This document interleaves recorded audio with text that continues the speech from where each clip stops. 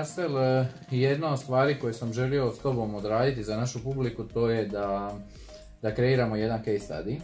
Okay. Odnosno da ljudima malo pojasnimo na primjeru jednog web shopa, što je to dobar web shop, kako to izgleda, čisto jedan case study, jednog dobro organiziranog. Dobro, ima smisla.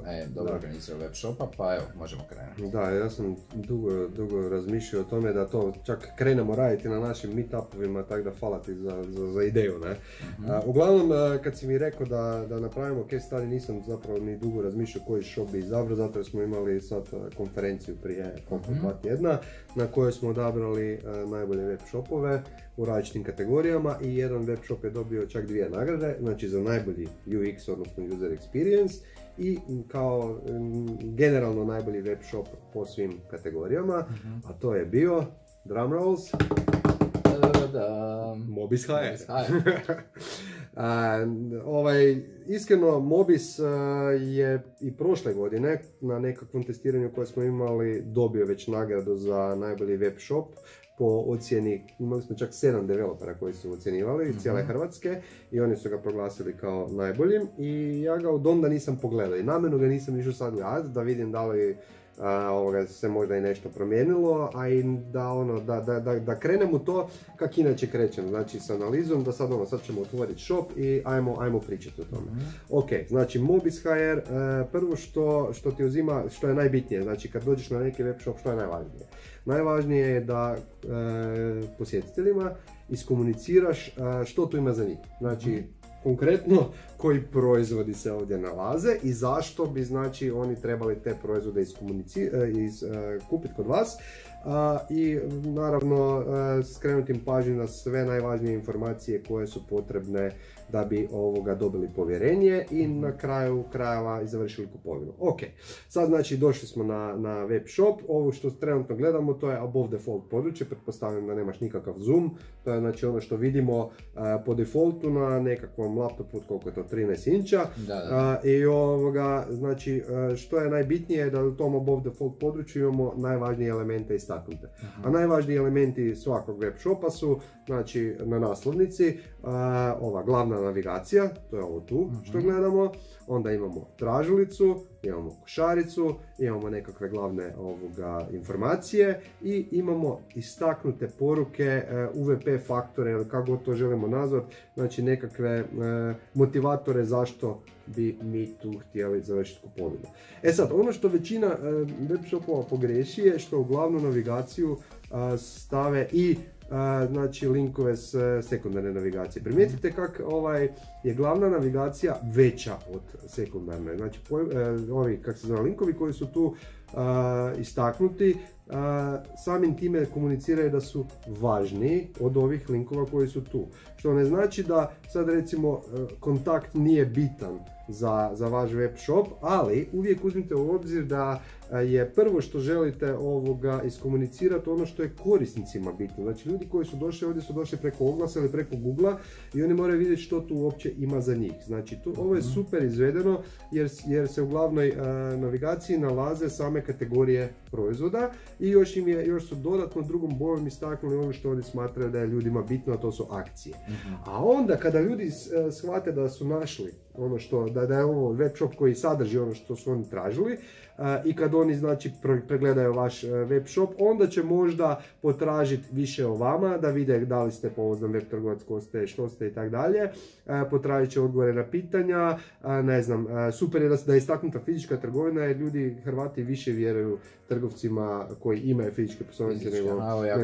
Da, to je baš ono, to je dokazano više puta, ne, tako da je jako bitno istaknuti da imate fizičke poslovnice ako ih imate i onda znači na kraju naravno sve forme kontakta, evo vidite imaju znači kontakt formu, imaju live chat, znači ako želite instant komunikaciju i ima telefon za one koji jednostavno preferiraju taj način komunikacije i ne žele se zezati znači po webu. Ako se spustimo niže, vidjet ćemo da imamo jedan call to action, znači s konkretnom ponudom, želiš li popu zamoliti, ali su skužili da to ljude motivira i to je znači ujedno i motiv na newsletter i time ostvare 10% popusta. Opet, ako se sjećate, pričali smo o reciprocitetu, ovo je još jedna od taktika koju možete koristiti za povećanje broja newsletter pretplatnika. Sad ono što često ljudi rade, trgovci naprave i pop-up nekakav koji ti skoči i ponudi to isto. Mislim da čak i Mobis to ima, samo sad ovisno o tome jesi ti već se prijavio, jesi već bio na njihovoj stranici, pitanje da li će nam se sada prikazati, jer zaboravili smo otvoriti u inkognito prozor. Tu su onda istaknuli nekakve brendove, znači to je još nešto što je dobro napravljeno, jer onda znači onima koji su možda tražili brendove, a ne kategorije proizvoda, iskomunicira i to, plus daje dodatno na tom faktoru povjerenja, jer se ljudi onda, znači kad se web shop identificira s velikim brendovima, opet dobiva i na težini nekakve. Ne? Ono što su zanimljivo isto dobro napravili, znači osim što su istaknuli glavne kategorije, vidite kako se one ostaju fiksno kad se scrollaju dolje, znači stalno su vidljive, oni su ih dodatno istaknuli i kroz nekakve blokove sa slikama. Zašto je to bitno? Zato što nismo svi isti i zato što ne pretražujemo informacije svi na isti način. Neko će prvo gledati znači, glavnu navigaciju, a neko će scrollati sajt i gledati slikice. I onda vi morate praktički jedan proizvod prikazati na više lokacija.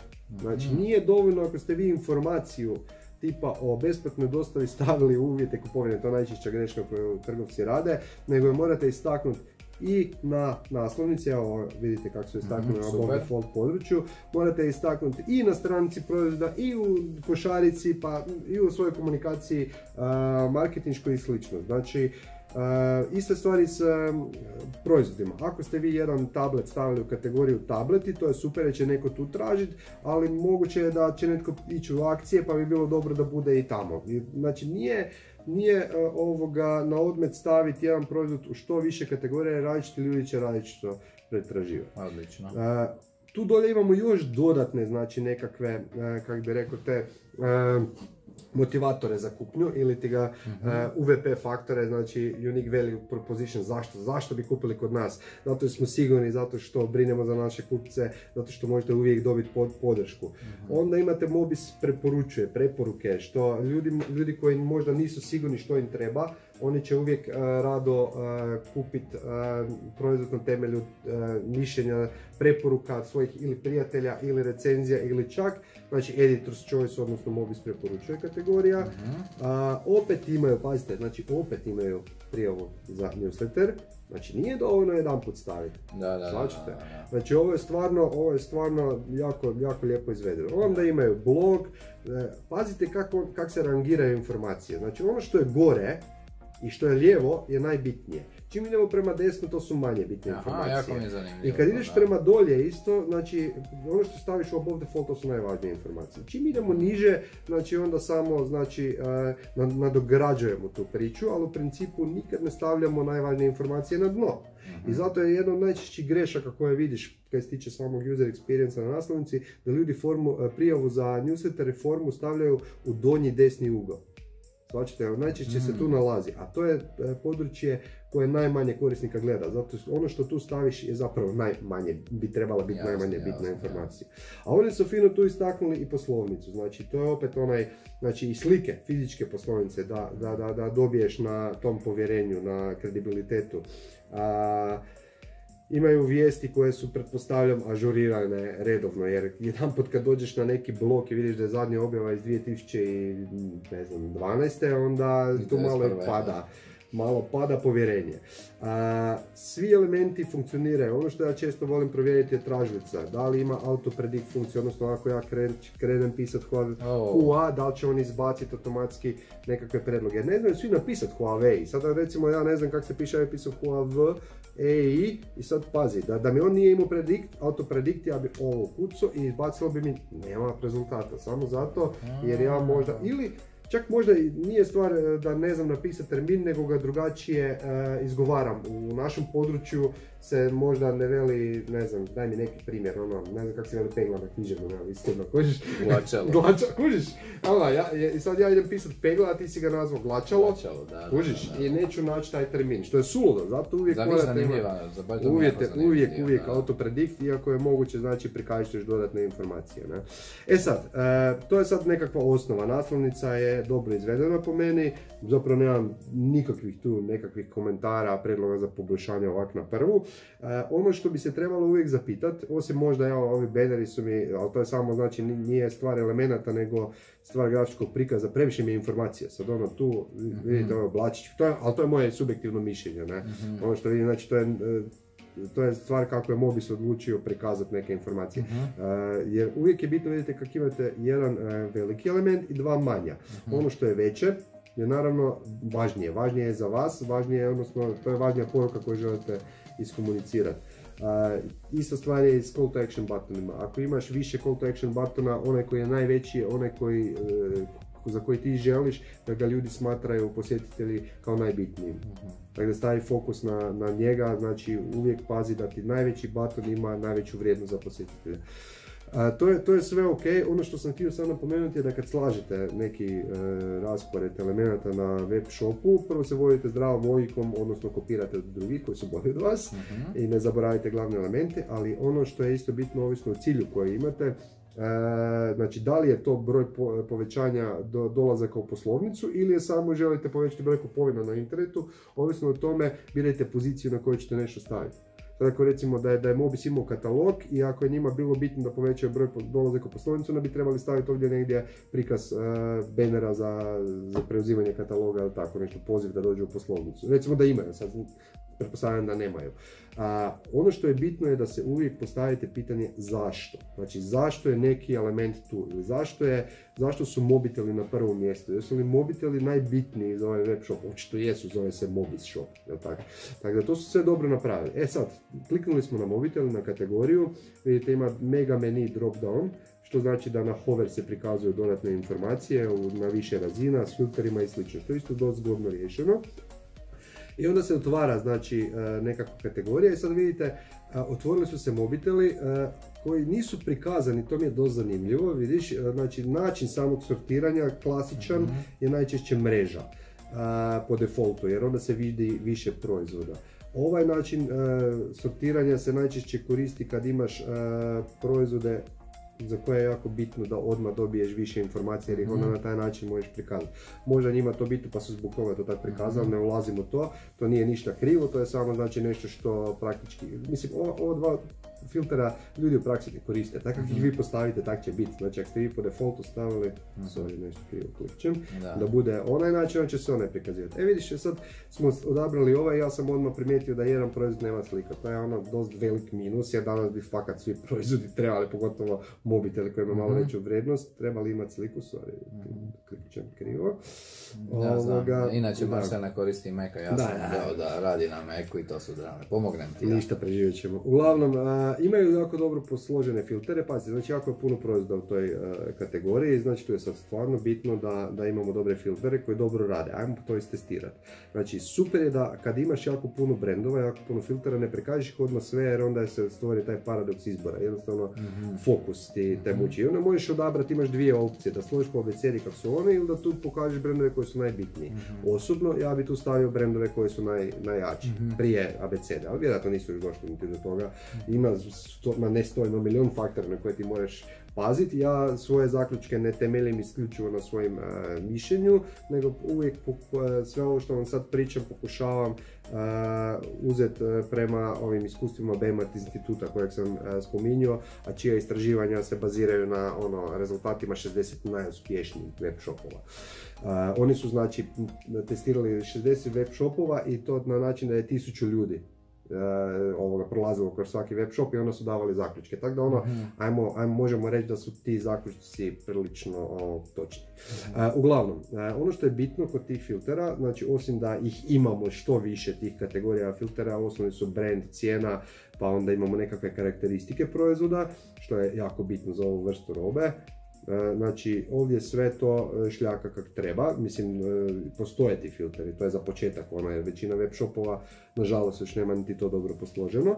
Druga stvar je, znači sad kad filtriramo, što je bitno, da ja imam multiple choice varijantu, da ja znači kad odaberem jedan filter, da mi automatski ne i makne sve druge filtere, nego da imam mogućnost, ok, kad sam odabrao ovo, želim i ovo, ok, ta 3 brenda me zanimaju, želim iz druge kategorije filter odabrati, jer me ova cjenovna kategorija zanima, želim da to bude Android, jer sam fan Androida ili iOS-a svejedno, i želim znači manji ekran zato jer imam male ruke ili me živci radu nositi mobitel veliki u džepu.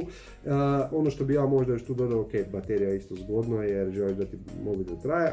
Ono što bi ja još tu dodao je recimo sortiraj mi po mobitele koji su na akciji. To mi je malo čudno da nisu tu stavili filter akcije, nego je to napravljeno. To je kategorija, ali to je drugo. Ja sam sad to ono o čemu sam pričao. Ja sam sad došao pod mobitel, ja ću tu tražiti. Znaš, oni su tu trebali ove akcije, kategorija, ja možda i jesu, nismo još došli do toga, to nije nužno kategorija, to može biti filter koji vi stavite kao link u glavnu navigaciju. Jer onda znači vam omogućuje da taj filter u različitim kategorijama koristite. I onda znači ja bi tu sad mogu sve to pretražiti, ali samo jer me zanima jer sam takav kupac, imate različite kupce, imate one koji kupuju emotivno, imate lovce na popuste, imate one koji čitaju recenzije, evo dodao bi recimo i filter najbolje ocijenjeni mobiteli ili editor's choice, znači to uvijek ima mogućnosti da dodate još nešto da poboljšate. Sad ovo naravno ja sam previše filtera odabrao pa nemamo što izabrati, ali vidite oni su tu dali dovoljno informacija tako da možeš ako nisi ništa tu našao, potražiti više mobitela u njihovoj poslovnici. Znači uvijek daš još neki call to action. Odlično izvedeno. Ok, ajmo se sad vratiti, ajmo probati sad te akcije, da vidimo kako to izgleda. Otvorili smo akcije, ja sad odmah tu vidim po URL-u da je to kategorija. Dobro, URL se ne vidi jer smo samo označili ovaj dio tu, ali nema veze. Dobro. Da, dobro, ali ja pretpostavljam da je ovo kategorija, a nije filter i to je po meni nešto što bi se moglo riješiti bolje, ali dobro, nije to ništa sad strašno dramatično jer sve ostalo je fino posloženo. Sad probat ćemo kupiti neki mobitel, ajmo kupiti sad ovaj Razer Phone. Kad dođemo na stranicu proizvoda, znači to je treća kategorija, bili smo na naslovnici, bili smo u kategoriji, a sad smo na stranici proizvoda. Treća kategorija na web shopu koja je jako bitna, kategorija stranica, ajmo reći, da vidimo koji su tu sve elementi istaknuti. Ono što prvo primjećujem, znači imamo naziv proizvoda, ok, super. Imamo breadcrumbs navigaciju, da znamo gdje se nalazimo, da se uvijek možemo vratiti. Imamo jednu veliku sliku, imamo galeriju fotografije, imamo video, imamo broj telefona, znači koji služi tome da ako ne želimo, znači prolazi čekat proces ili jednostavno možda imamo nekih problema, onda nazovemo. Imamo, znači, dodaju košaricu klasično, imamo usporedilicu, imamo fotoplati, koliko često to vidiš. Znaš čemu se radi? Mislim, ja pretpostavljam da je to, evo piše zapravo, pomoću 2, to je predobro. To nisam baš viđao. Ne, ni ja. I ovo je fakat fenomenalno riješeno. Inače, ovaj web shop je radila ekipa iz Markera, sad ne želim tu besramnu reklamu raditi, ali iz iskustva jer sam radio s njima znam da rade jako dobar UX, da rade dobre shopove. I baš bih volio pitati kako su ovo riješili, dosta zanimljivo. Imaju tu opet, vidite ovo, imaju opet te UVP faktore istaknute, znači imali su ih na naslovnici, ali opet su ih istaknuli na stranici proizvoda. Znači mogućnost povrata, informacija koju većina ljudi traži na web shopu. Znači dvije informacije su najčešće ljudi traže informaciju o povratu i informaciju koja se nalazi negdje skroz. Da, ljudi to skrivaju, pazi, skrivaju iz dva razloga, zato što nenamjerno jer su mislili ok, po zakonu sam ja to stavio uvjeti i ne zanima me, a drugo je zato što pa znaš kaj, ne želim ja ljudima govoriti da mogu vratiti, onda znaš da će me ljudi zafrkavati. A zapravo iskreno sama ta informacija će smanjiti otpor, smanjit će broj onih koji će odustati od kupovine jer znaju da mogu vratiti. Mislim, gledajte, ako niste sigurni, uvijek pogledajte kako to rade bolje od vas. Znači, pogledajte negdje u svijetu gdje je onak praksa da se ne samo daje besplatna dostava, nego se omogućuje čak i besplatan povrat. I ono što su oni još tu zanimljivo napravili... To Asus radi, čini mi se, znam to kolegicama u uredu koje... I to svi pričaju o tome, sve žene pričaju o tome kako naručuju, isprobaju, vrate i... Čuo sam to u vas, super. I sad pazi ovo, zakonski rok za povrat robe, znaš koliko je? 14 dana. Pazi koliko su oni stavili. 20. Čisto uvijek nekakav over delivery. Znači, ja bi čak stavio 30. Mislim, neko, znači ćete neko zafrkavat ćete uvijek. A iz iskustva koji sam pričao s trgovcima, jako su male stope povrata kod nas. Znači idu 2 do 5% najčešće. Znači ne isplati vam se skrivati tu informaciju jer više gubite s time da skrijete informaciju o povratu koja je onak zakonski nužna. i što mislim da je dobra stvar, nego što ćete dobiti, znači puno ćete više dobiti ako to jasno istaknete i ako to iskomunicirate kao nekakvu još dodatnu prednost, kao nekakav dodatan customer care element. Druga stvar koju su jako dobro riješili je, znači, obzirom da je to skupi uređaj, oni su prikazali cijenu na 12 rata. To je psihološka fora. Mala forica koja puno znači, jer ljudi na taj način jednostavno razmišljaju i kupuju i sve. Kod nas. Da. Popust je prikazan u postotku, sad ovoga je dobro, tu sad već idemo u psihologiju prodaje cijena, to sam isto dosta proučavao.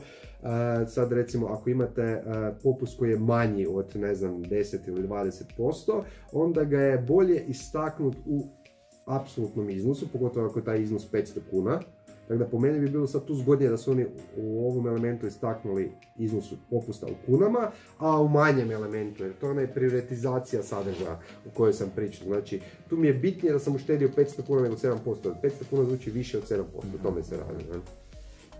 Onda znači imamo tu glavne karakteristike proizvoda istaknute čak i slikovno, odlično, znači nekakvi benefiti koji su istaknuti dosta zanimljivo, iako znaš kad idemo sa strane copywritinga, oni uvijek kažu nemoj mi govoriti koje su karakteristike proizvoda, nego koji je benefit za mene. Znači baterija traje 2 dana, a ne baterija 4000 mAh, ali i to mi fali recimo, a to su mogli recimo riješiti. Ili radna memorija, toliko fotografija možeš pohraniti. To je recimo ok, možeš ti ovo istaknuti jer imaš geekove koji gledaju specifikacije, ali bi bilo dobro možda da su spomenuli... Već imamo tehničke karakteristike, nek to stoji u tehničkim karakteristikama. Nek budu i tehničke i tu, ali nek stave još popis benefita, mislim nek, sad pazi, ja sad fitilim već, ovo je već opis sadržaj koji je brutalno razrađen, ne?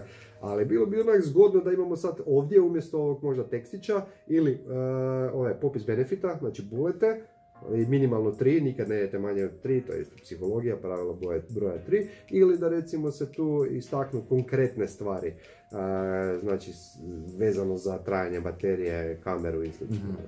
Ili mogućnosti zaslona i to, znači za koje primjene je ovaj mobitel. Znači ovo je mobitel za gledanje filmova i serija, zato ima veliki ekran, jer ima dobro rasvjetljenje i tako dalje.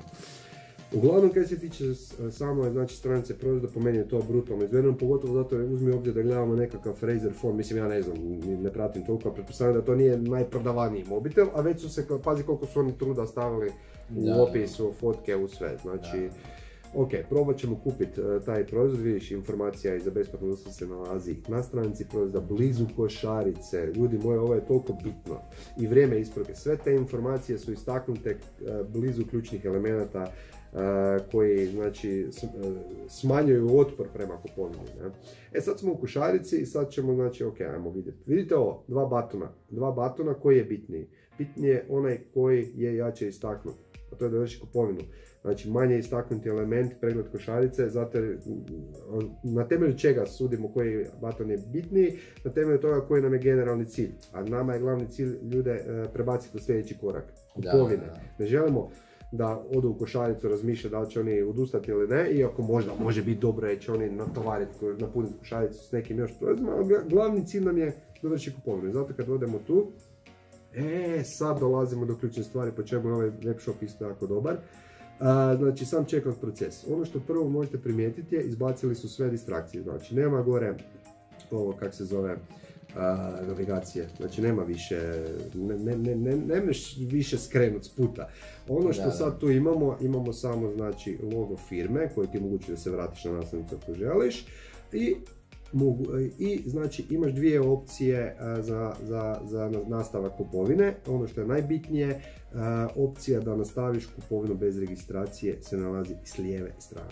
Prvo, postoji ta opcija što je jako bitno zato jer ljudi jednostavno neki su paranoični, iskreno, i ne žele da im uzimate podatke, da ih ne zovete kasnije maltretirati, samo žele kupiti svoj mobitel. Zašto mu to ne omogućite? To je prvo. Drugo, ta informacija mora biti po prioritetu važnija od toga da ga tjerate da se prijavi. Zato mora biti lijevo na desktopu, odnosno na mobilnoj verziji mora biti iznad. ove druge, znači opcije da stvoriš korisnički račun. Dalje, ono što tu možemo vidjeti kao dobro je da na prvom koraku, znači tražiš samo email adresu, ne tražite da izmišljaš lozinku, ne tražite da pišeš, ispunjavaš one captcha kodove i takve pizdarije. Znači jednostavno simple, samo želim da nastaviš kupovinu. Osim toga, znači kaj je još dobro u toj priči, sad ne znam koliko je to po GDPR-u, ali tu ako, mislim ne znam, ja imam svoje mišljenje oko toga, imaju i neki pravnici, ali još uvijek se nisu dogovorili jer nije niko dobio kaznu još. Ali u principu, sad ti kad dostaviš email adresu, ti njemu možeš poslati poruku za abandoned cart remarketing, što je jedna vrsta newslettera ili nešto. I može ići kao legitimni interes, zato jer je on tvoj kao klijent. Iako sam vidio na nekim web shopovima da imaju ovo riješeno na način da ispod forme staveš dodatan checkbox. Slažem se. Možete mi slati informacije za pomoć oko narudžbe. Pazi, jako je bitno na koji način si formirao taj checkbox. Znači nisi rekao možeš mi slati spam, nego si rekao gle, možeš mi slati informacije koje će mi pomoći. Potom ne bi kliknuo, mislim, to je meni u interesu. Onda dalje što je dobro, znači na samoj prijavi imaš mogućnost prijave putem društvenih mreža, znači one click, jednostavno ne moram upisivati ništa, znači to je meni brutalna stvar i većina ljudi ima Gmail, odnosno Google account i ima Facebook account, tako da ove dvije prijave su najčešće, ja mislim da bi ih trebalo koristiti. Jedno kaj mi sad tu možda nije baš jasno zašto to nisu stavili tu, znači da ja kao gost možda na taj, ali dobro da, onda se identificiraš, nije bitno. Ja ću sad probat kao gost ići dalje, ali ja ću biti Petar, nastavit ću kao gost, da vidimo što se događa. Ok, dolazimo na drugi korak kupovine gdje oni mene traže moje podatke za dostavu, što je sve ok, logično. Ne traže nikakve suvišne podatke, sve mi je jasno. Čak ovo je jako bitno, kontakt broj, znači ima objašnjenje zašto se traži broj, ovo je ljudi moji jako bitno, znači ako tražite broj telefona, vama je logično da je to za dostavu, ali kupac to ne zna, neki ne znaju. I onda se plaše da ćete ih zvati, da ćete im prodavati, dosađivati ih i tako, zato je jako bitno napisati ovo. Odlično, da. I sad da ćete vi ustaviti to da bude obavezno ili ne, vidim da oni nisu značili koje su polje obavezne, to mi je malo isto neobična praksa, obično se zvijezdica stavlja na Asterix. Za da se označi, ali vjerojatno su sva polja obavezna, sad neka praksa je pokazala i moja osobna da je dobro imati broj telefona upravo zbog dostavne službe, ali gledaj, onda napiši to. Ili ispod, ili staviš na hover pa da se pokaže, mislim sve jedno. Bitno je da ima. Ono što su mogli možda malo bolje riješiti, ono što sad prvo vidim, je da broj pošte traže posebno, iako su mogli to staviti da se prema mjestu automatski izgenerira. Ali to su sitnice. Ok, onda imamo znači odabir dostavne službe na istom koraku. Piše znači dostavna služba, piše koja dostavna služba, ono što su još mogli tu možda napraviti, ali to je stvar više strateške poslovne odluke, ponuditi dvije dostavne službe, znači HP Express ili hoćeš koji će ti dostaviti proizvod u roku 1 do 2 radnog dana, ali te neće informirati u pošiljci i ali imaš i ne znam DPDGLS koji će ti slati SMS pošiljku pa ćeš platiti 5-10 kuna više dostavu. Da, to mi je super, vidio sam to na nekim šopovima. To je super iz dva razloga. Super je zato što daješ ljudima mogućnost izbora, znači ako im je stvarno bitno da dobiju tu poruku, onda znači to je neki benefit za njih, ali još bitnije, ako se dogodi greška nekakva u dostavi, onda kupac neće kriviti tebe, neće kriviti sebe jer je donio krivu odluku jer je izabrao jeftiniju dostavnu službu. Svačiš takve stvari, to sam čuo isto od drugih kupaca, ovo ne izmišljam. I drugo, osobno preuzimanje, znači ako želiš u trgovini preuzeti, što dosta ljudi prakticira i što je dosta zgodno, jer onda kad ti ljudi dođu u trgovinu postoji mogućnost da će kupiti još nešto. Odlično. Napomena, polje je standardno koje moraš imati, ne znam, dostavite mi, ne znam, moja zgrada, na zgradi piše to i to, ili želim dostavu u to i to vrijeme, iako to je sve češće tražena opcija, pa je dobro ponuditi to. Kod odabira dostavne službe, termin za dostavu, želite jutro, popodne i slično. Podaci za dostavu računa automatski je označeno da su isti jednaki su podacima za dostavu, znači račun i dostava su isti i to je najčešći slučaj, zato je super da je to automatski predefinirano označeno. Ali ima slučajeva kad nisu. Zašto? Recimo želiš nekom poslati poklon, onda ne želiš da ti s paketom ode i račun. I to je jako bitno, nemojte to zaboraviti jer to bi moglo biti nezgodno za kupce. Ne? Ovo je jako zgodno kako su riješili. Želim R1 račun. To mi je super na jednom mjestu odmah i to je to. Ne, ali ne samo to, nego jednostavno nisu tu stavili polja OIB i ime firme, jer to većini ljudi nije bitno. A ako ti je bitno, onda će ti se pojaviti ta polja. Shvaćaš, baš, to je to, elegantno. Prikaži mi informacije u trenutku kad sam spreman za njih. To je pravilo progressive disclosure u web dizajnu. I ono, apsolutno ima smisla. Nemoj me, znači, opterećivati s informacijama koje mi nisu bitne. Ove informacije za većinu ljudi nisu bitne. I ok. Znači, sad recimo, da pogledamo još ima. Sad nigdje ne vidim gdje mi je unus kupona, pa pretpostavljam da će to biti na sljedećem koraku. Ajmo mi probati. Ajde, zizli to Petar. Da, tu imaš već sejvano, ok. Stavit ćemo ovdje test narudžba. Ja to inače često radim. Ako ikad vidite da sam naručio nešto na vašem web shopu, obično se identificiram kao Mickey Mouse i napišem test narudžba. Tako da znate, to sam ja. Ako Mickey Mouse kupi nešto, to sam ja. Ovaj put je Petar, obzirom da ne želimo završiti narudžbu, ja ću sad odabrati opću uplatnicu, ona ne moraš platiti, onda će ti se oni javiti, baš ćemo istestirati kako će reagirati, pa ćeš mi javiti kakav će biti customer support. Uglavnom, ovdje sad znači pitaju te za kupon. Zanimljivo, to su stavili na zadnji korak, zato jer ne žele da ljudi na prvom koraku pobjegnu iz checkouta, pa krenu možda tražiti kupone. Znači, di bi ja mogu dobiti kupon, ne?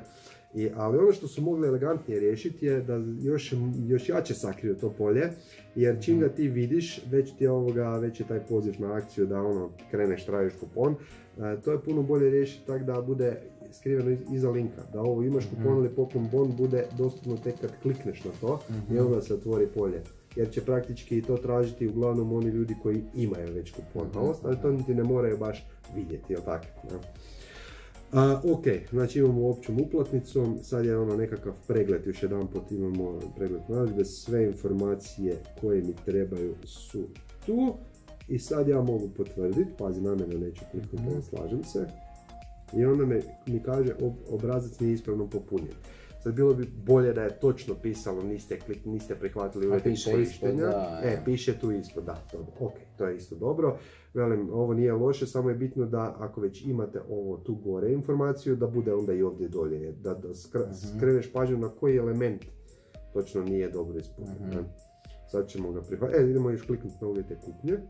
Primijetite ovo, znači to se ne otvara u novoj stranici, to se otvara kao lightbox, kao pop-up, jer ne želiš da ljudi napuste checkout proces. Ok, znači sve smo prošli, nismo imali previše polja, imali smo više načina plaćanja, imali smo mogućnost dostave, imali smo mogućnost uzimanja poslovnici, ja bih rekao da je ovo riješeno prilično školski. Sve informacije tu vidimo, imamo informaciju o cijeni dostave, imamo informaciju o cijeni bez preraspodjelom, znači nema nekakvih sad tu po meni dilema, strahova, znači što ako. A čak i da ima, tu je broj telefona, treba bar biti, evo ga, ja bih ga čak stavio i gore da bude, ali dobro. I sad ćemo mi to fino kupiti. Da ćeš mi ti reći kako taj Razer Phone radi. Sad, kaj se sad događa? Nakon što odvedemo kupca nakon što on završi narudžbu, njega odvodimo na takozvani thank you page. Na tom thank you page-u on ima, vidiš kako je ovo skočilo, dobro, to je sad za potrebe određene kampanje.